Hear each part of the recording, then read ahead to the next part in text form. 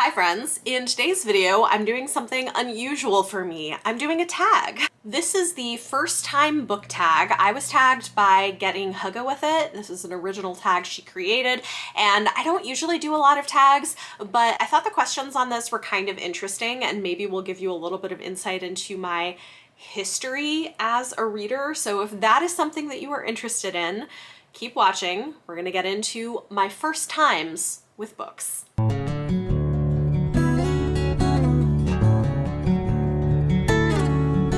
There's only 8 questions, which is perfect. The first question is, sorry not sorry, the first book that you could not stop gushing about. Okay, so I didn't bring any of my books with me for this, so I'm just gonna put pictures. The first book that I can remember loving and pushing on other people was probably The Voyage of the Dawn Treader, or rather like the Chronicles of Narnia by C.S. Lewis in general. My parents gave these to me for my 7th birthday. I freaking loved them and devoured them and reread them many times over the years. I've talked about this before.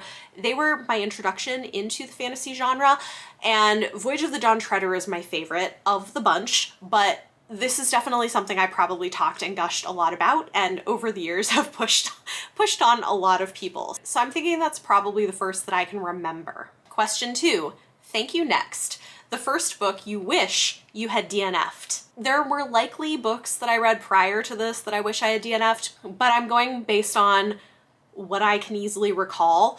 And I have to say it's probably The Girl with the Dragon Tattoo. I wish I had DNF'd this book. I wish I had not read this book. It traumatized, like, I found it to be traumatizing, triggering.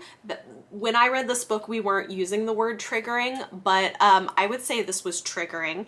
And yeah, I know it's very popular and a lot of people love it, but I did not like this book and did not appreciate reading some of the scenes in this book.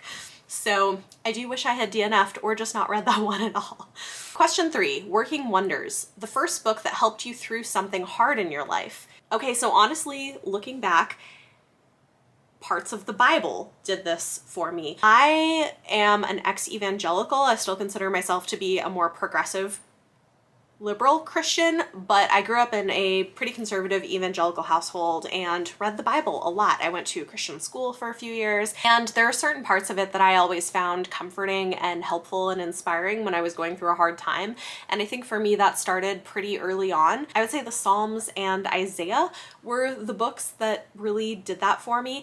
I feel like Isaiah is not something people usually say that about, but there's a whole chunk right in the like 40s and 50s of the chapters of Isaiah that I just love a lot. I always have loved it, and there were a lot of things in there that were really helpful for me growing up and going through puberty and dealing with bullying and just a lot of stuff that to me was really helpful in getting through difficult times in my life and comforting. That and the Psalms, which I think is more typical. I couldn't think of a specific book from an earlier time in my life, like pre-adulthood, that did that. I think the Bible was really kind of what it was for me. Question 4, Don't Turn Out the Lights. The first book that gave you chills. Okay, I'm gonna say The Oath by Frank Peretti. So Frank Peretti is one of a couple of authors who was sort of like Stephen King for Christians, I guess you could say, where they would write horror, but from like a Christian worldview or theological perspective. And oh my goodness, I remember reading The Oath when I was a teenager and it freaked me out.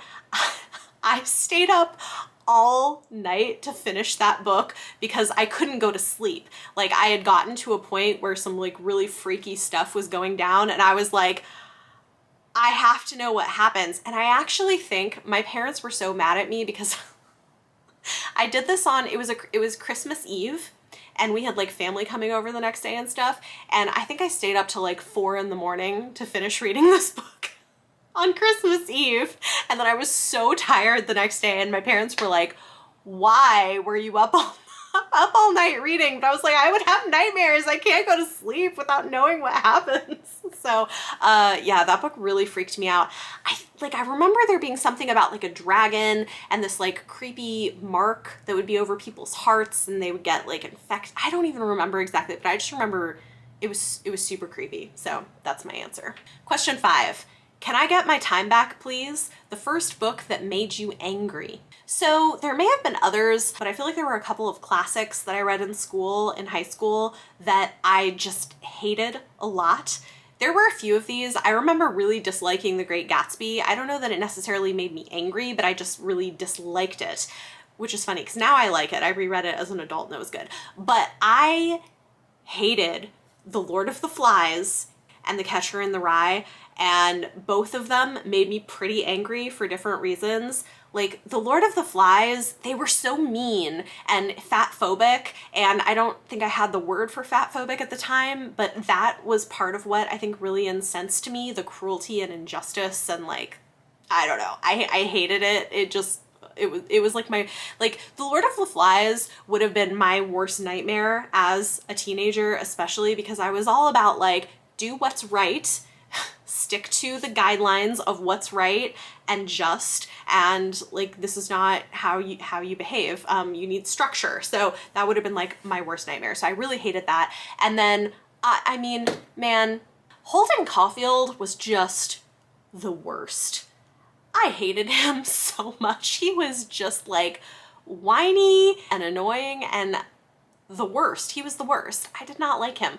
And it's funny because I didn't hate the book completely because I had a really, really great English teacher who would talk with us about symbolism and help us like unpack the meaning of the symbolism in the text. And that I was into.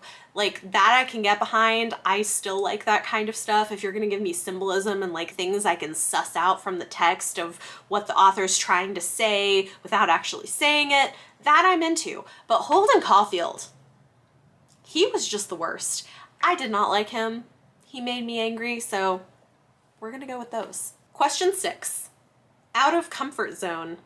The first book that made you fall in love with a genre you'd never really explored before. Okay, so I'm gonna tell you about a couple of books that were along my journey into romance. I read a lot of romance now, but I have not always. In fact, I only really started diving into the romance genre a couple of years ago, but I had a couple of books that were out of my comfort zone that were scattered along my path. So I would say that the earlier ones would be The Parasol Protectorate by Gail Carriger, which is a fantastic Victorian steampunk paranormal series. It's not even that steamy. There's like a handful of steamier scenes, but at the time my comfort level was much lower. I read them because I went through a big steampunk phase where I was really into steampunk, and they're fantastic books. They're hilarious and wonderful and I loved them, but I had a little bit of that discomfort of like, should I be reading these? Is this okay? There's sex in them. Not a lot, there was a little bit. And then we had the ACOTAR series from Sarah J. Maas, which I think is actually a lot of people's gateway into romance, into fantasy romance. Again, I had started off reading her Throne of Glass series, really liked those. I read the ACOTAR series and I zoomed through them and enjoyed them, but also was like, those scenes though, like, can I be reading this? I don't know. And I was an adult. I was like in my early 20s, so I wasn't like a teenager, but yeah. So those were kind of the early pieces. And then after joining Booktube, I remember Joss from Squibbles Reads, who used to also be on YouTube, talked about The Wedding Date by Jasmine Guillory, and I was like, that sounds really interesting. I want to try that. Maybe I'd be into that because it was about an interracial relationship and I was like, this sounds cool. So I read it. It wasn't super steamy, like just a little bit. And that was about my speed at the time. I can read more now, but like at the time I was like, okay, I think I like this. And I know it's not a perfect book, like there are issues, but at the time I was like, okay, I kind of like this. Maybe I can do this. And that was kind of like easing my way into getting into romance. So that was my journey, and I love romance now. It's great. Question 7, Mirror Image, the first book that made you feel known. For this, I definitely have to go with Alana the First Adventure by Tamora Pierce. I freaking loved this entire series. I loved Alana, and reading her story as a young girl, I was probably 11 or 12 when I picked up this series for the first time, and I just felt so seen by having this character who was a girl who didn't want to be constrained by her gender in what she was able to do. And I think I felt this way even more when I was younger. I went through kind of a tomboy phase where I was like, reject all forms of femininity, which is, that for me is no longer the case, but that was how I felt then. And I think a lot of it was related to the differences in how I saw girls and boys being treated and what they were able to do. And that is something that has continued to be a concern. And so seeing this girl who was like, I can do whatever you can do, and I'm gonna work twice as hard to make sure that it happens, was very satisfying, and I loved it. Last question, question 8. Hop aboard the Wayback Machine, the first book you reviewed on Booktube. Okay, so I went back to look, and the first book review video I made was like I think a month or two into being on Booktube, and I'll put a link here if you want to see it. I don't know how good it is, but I reviewed Shadow House Fall by Daniel Jose Older. I had an advanced copy of it, which I was very excited about because it was maybe one of the first advanced copies of something I had gotten. I got it when I went to BookCon. It wasn't something that was sent to me from a publisher, but I had it and I was excited about it. And it was a book in a series that I knew I loved, so I was very, very jazzed, and I loved what it did and the way that it talked about issues of police brutality and racism in America. It was fantastic, and I gushed about it in a video. So yeah, about 4 years ago was the first book that I ever reviewed. I have to say it does seem kind of fitting that that was my first book review, given the fact that I have continued to really prioritize diversity in my reading, and that's still stuff that I talk about today. So, you know, start as you mean to continue. I guess is the moral, at least on some level. Other than the makeup, I used to make a lot of makeup videos, which that I don't do anymore, but the book stuff was on track. So sorry if I got cut off. I had to change the battery, but this was fun. Hopefully you guys enjoyed getting a little bit of a look at my history of reading and pieces of what got me to where I am today. This was fun. If you are interested in doing this tag yourself, the questions will be in the video description down below, and you are all welcome to join me if you want to talk a little bit about your first times with books. And for your question of the day, pick one of the things I talked about in this video and give me your answer. So like, what was the first book that you couldn't stop gushing about? Or what was the first book that made you angry? Or whatever it is. Pick one of the questions and answer it down below. I'd love to hear from you. If you like this video, it really helps if you give it a thumbs up, and subscribe if you want to see more. Thank you all so much for watching, and I will see you next time.